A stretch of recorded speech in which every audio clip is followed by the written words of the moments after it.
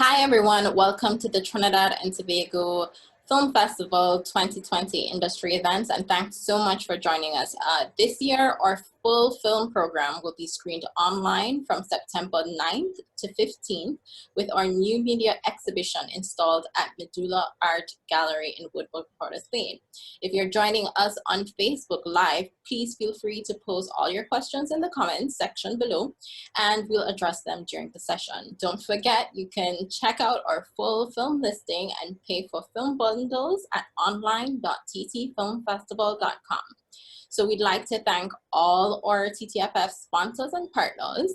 TTFF is given leading sponsorship by the Ministry of Tourism, Culture and the Arts, contributing sponsorship from Republic Bank Limited and Shell Trinidad and Tobago Limited, supporting the TTFF online industry events. So we have two films today and two amazing filmmakers. We have WICKET by Khurana, and we also have Unbroken by Gabrielle Blackwood. So hi everybody, just say hi to the viewers. Hey, how are you? Hey everyone. Hi. So Harsh, we'll start with you. Sure. So tell us a little bit about the film. So the film, as you already know, you might have seen it. So it's a very simple story. It's based on a boy, the life of a boy who wants to be a cricketer. But because of some events, which are clearly not shown in the film, he chooses not to be because of some off-screen events that he chooses not to be a cricketer. But it was his ultimate dream to be, it was his passion. So rather than leaving his passion behind and moving on with this life, he realized that it's just a game, and the ultimate, the first priority, the first objective of a game is that you have to enjoy it, right?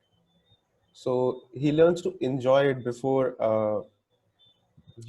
taking it as a profession. He learns to enjoy it. He learns that it is the most important thing to enjoy it first, even if he is unable to choose it as a profession.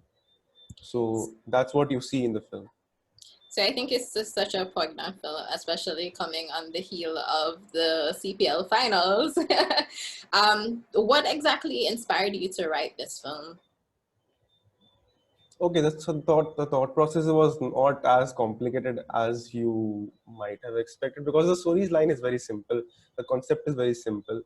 To be very honest, this was shot during a lockdown. Like, we all are sitting at home, so this was shot during the lockdown. I used whatever resources I had at home. I used my family members as actors.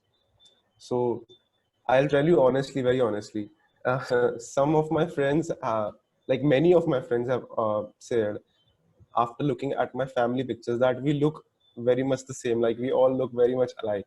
So that was the idea that clicked to me, and cricket has been an integral part here. I'm from India, by the way. So cricket has been, yeah, it's an integral part here. So, and the concept that the thing that we look all the same, that clicked me about an idea, and that's how it developed. Nothing complicated behind that. So how was it shooting in lockdown and shooting with your family? Because all the actors are your blood relatives, correct? Yeah. So yeah, we don't usually do that, and it was a new experience for me also, because finally have gotten time to be with our family, and we are all sitting at home, and so it was the first time for me also to direct my family members only.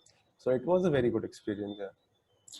Did you have any difficulty with directing your family? You know, like the stubborn person who doesn't want to take direction, or he knows how to act, or No. what was? They are usually very supportive. Okay, all right. So what overall message do you think you want the audience to take away from this film after seeing it?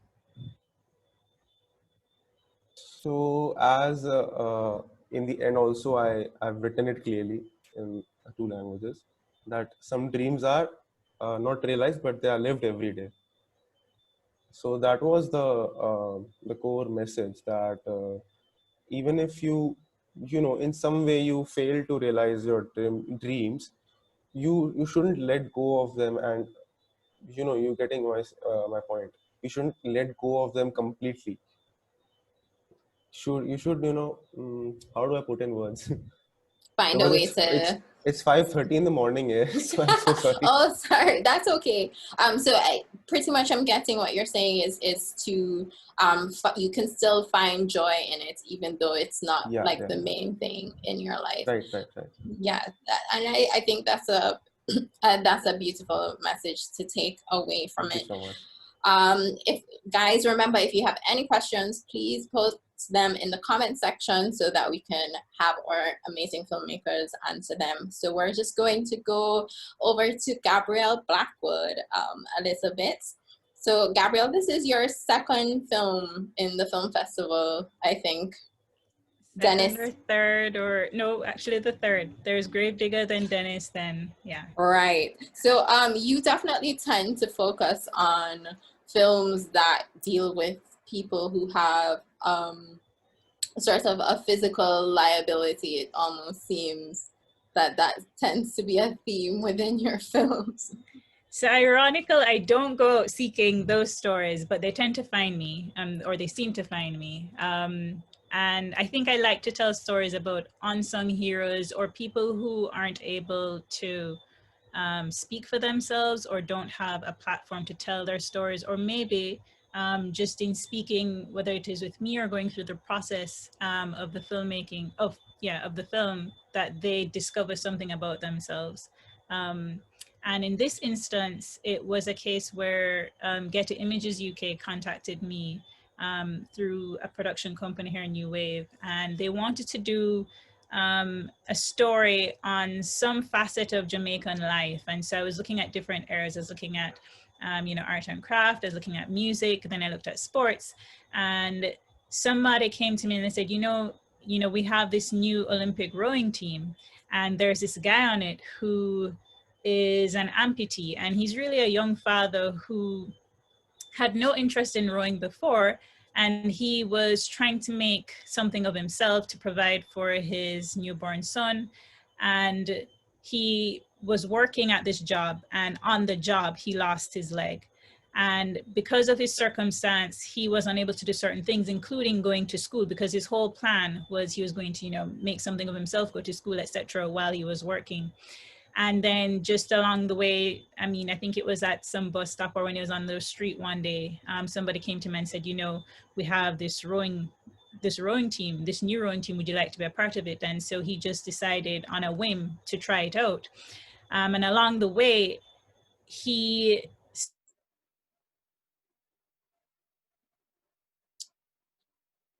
Gabrielle? All right, so we're just having a little bit of technical difficulties, so we're just going to ask you guys to hold on with us 1 second until we can have Gabrielle back. In the meantime, if there are any questions, just please feel free to post them in the comment section.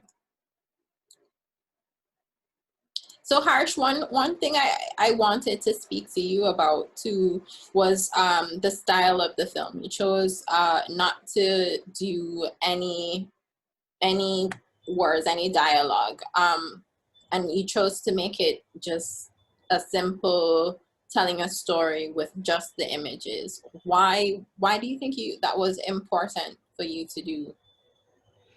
sorry, I think it's, yeah, Just so one sorry. second, Gabrielle. Go ahead, Harsh. Yeah, so I think the first and foremost thing for me to while telling stories is that to keep them simple and you know, as simple as possible, so everyone can understand. Uh, and dialogues are yeah, the question was why dialogues weren't there, right? Why it Yeah, was why important. you chose, yeah. Yeah, so for with dialogues, what the thing is, I believe that it's more efficient and important to show rather than to speak. Like with dialogues, you say things outright, but when there are no dialogues, you have to show that what's happening.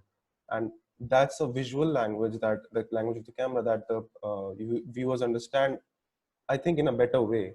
I think it's in a simpler and a more beautiful way when there are no dialogues. I agree sometimes. All right, so Gabrielle is back with us. So you were speaking about him finding this new hobby that he was just going to try out. Right, sorry, I have no idea where I got cut off, but sorry about that. So yes, he was trying to find this new hobby, or he was trying out this idea of joining the Olympic rowing team, and then, you know, they found out that he couldn't qualify for the Paralympics because he was not disabled enough. And so now he trains with the able-bodied rowing team here. So I was actually curious about what that means to not be disabled enough. So when I first heard it and the coach was explaining it to me, I'm like, what are you talking about? Because the other thing that we have to understand is a lot of people assume that to row, you just need your arms, but it's a whole balancing act. And so he, you know, being an amputee, meaning, and sorry, he's an amputee below the leg. And for him to even just balance and stay afloat on the surface, I mean, I saw able-bodied rowers having a hard time doing it. And so for him to do it, you know, it's this huge, it's a chore. And so apparently there are specific categories of how you would qualify for the Paralympic rowing team. And I personally, he said it in the whole, all, you know, scientific jargon. But at the end of the day, even I think the coach himself and Laron, the rower, thought it was a bit unfair that, you know, it's very clear that he's at a disadvantage and he has to work doubly hard, or, you know, triply hard as much as the other able-bodied rowers have to work. So, you know, he should be able to qualify or at least even try out for the Paralympics. But that's not possible. So that's unfortunate. So you also delved into two characters. Why was it important for you to tell those two stories, especially it's such a short space of time, but still you saw that it was important to tell the young lady's story? Why was that so important? So ideally, we had set out by saying we wanted to tell the story of maybe 2 or 3 people. And then it so happened that we zoned in on this one individual. But what was very important to me when I, you know, was just talking with the team, talking with the coach, was also rowing is a sport that is mostly male dominated. And it being a new sport here, I was very interested in, well, I shouldn't say it's mostly male dominated now, but I know out here it is, or in the region it is.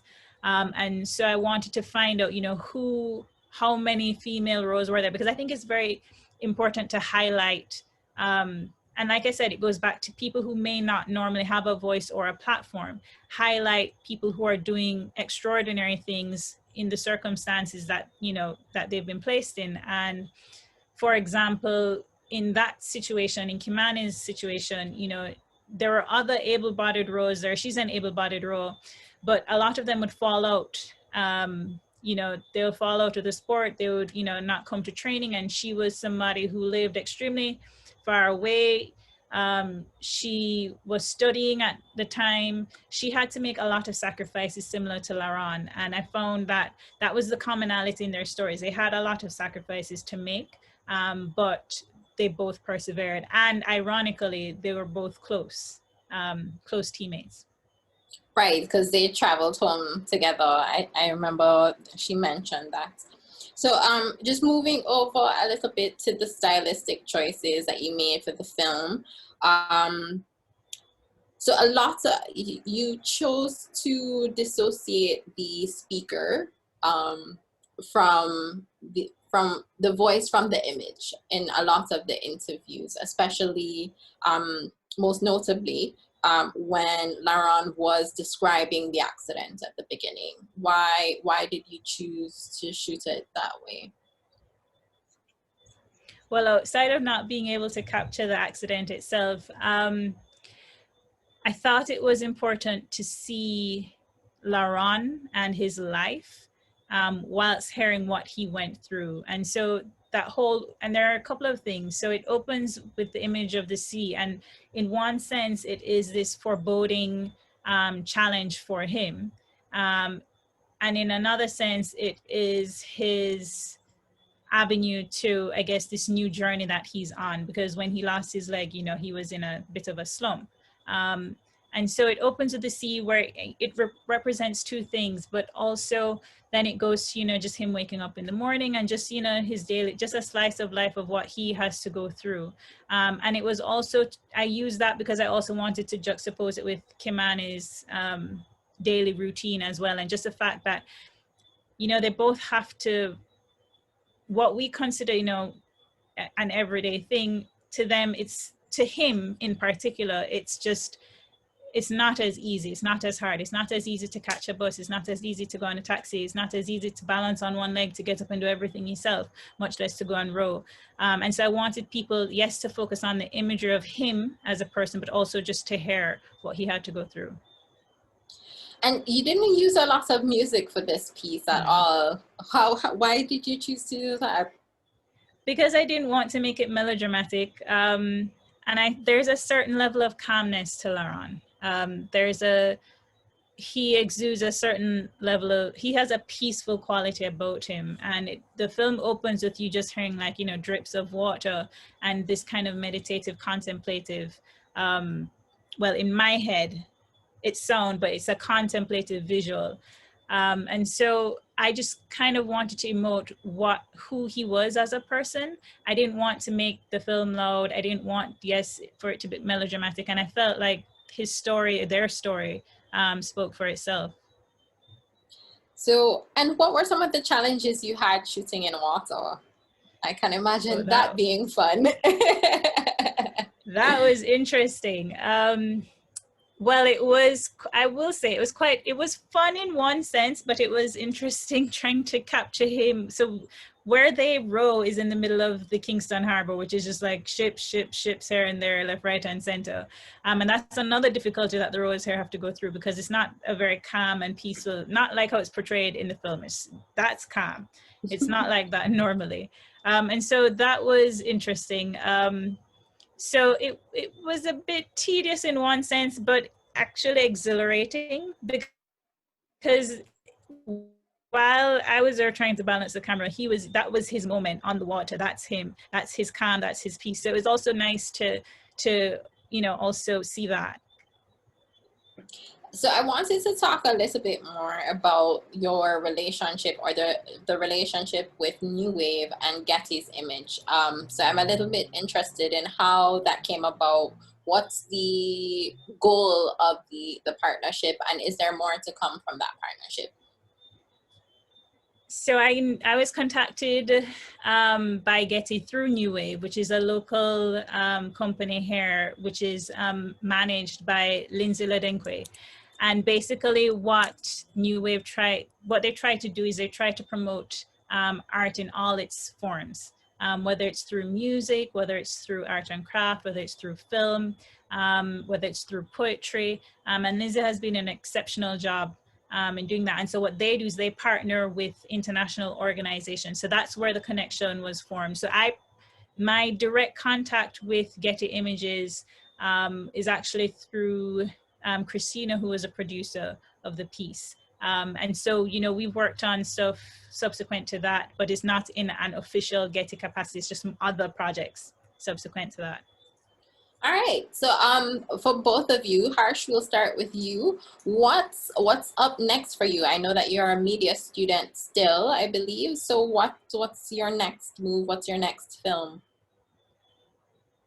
Actually, I already created one after WICKET, but it was for a specific occasion and a specific competition. So yeah, that I did create one after that. What was it about? Do you mind sharing? I'm sorry? Do you mind telling us what it's about?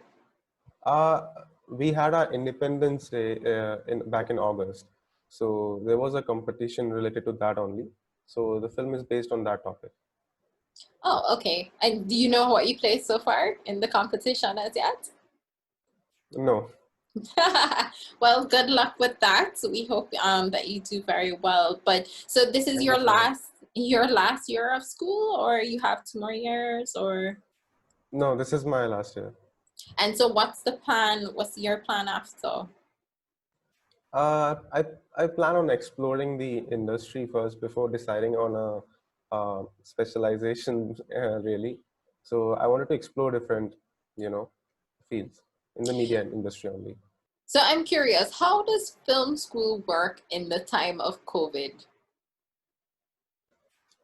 We are having online lectures right now. That's pretty much it.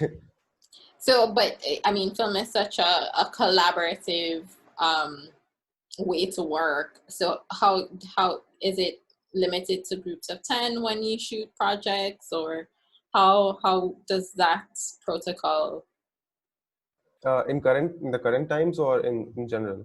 No, in current times with COVID.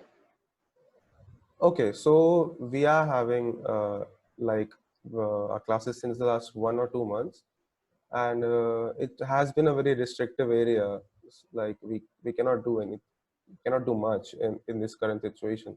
So whatever it is possible, like we haven't, there hasn't been much practical, interactivity and activities given to us in the last few months because of the situation. So yeah, it is very restrictive for now, but I hope it gets better soon. We hope so too. And Gabrielle, talk to us about what's next for you, what's in the pipeline, and also what's next for the film. So what's in the pipeline now is my feature film Kendall, which we are looking to go into pre-production with hopefully soon. And so we'll see how that goes, but it's a period piece, so it's, taking a little bit of time, but it's about the 1957 train crash that happened here in Jamaica, where close to 200 people died and over 1,000 were injured. I never knew about that. And what's next for the film? What's next for this film? Yes. What's next for Unbroken? So Unbroken, I mean, it's going to festivals, which, I mean, I can't say some of the stuff now, but yes, right now it's on the festival circuit. All right, so that seems great.